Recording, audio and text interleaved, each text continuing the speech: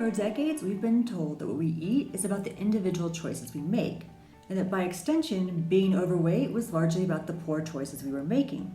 If we only knew how to choose better, public health campaigns told us, well, then we could finally shed those unwanted kilos. Except it's not that simple. A growing body of research shows that our diet is shaped as much by our postal codes as it is by our taste buds. A 2011 review of nearly 30 studies found that people who lived in neighborhoods without access to supermarkets or that had a high density of fast food outlets were more likely to be overweight. And because less well-off neighborhoods had worse access to healthy food, that being poor could increase your risk of being overweight.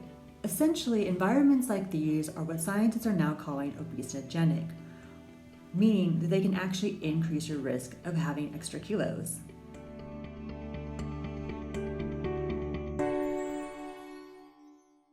The research found that Black and low-income neighborhoods were generally less likely to report having grocery stores.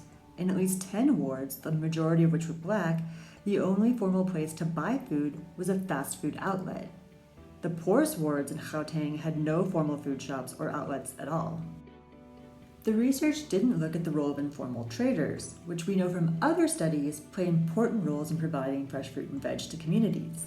Still, at least formally, many parts of Gauteng could be considered food deserts, or low-income areas without access to healthy food.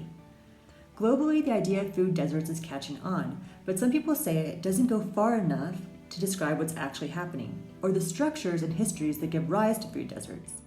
Instead, food apartheid, says urban farmer and U.S. activist Karen Washington, might be better because the phrase looks at the whole system, including race, geography, and economics that shape hunger and poverty.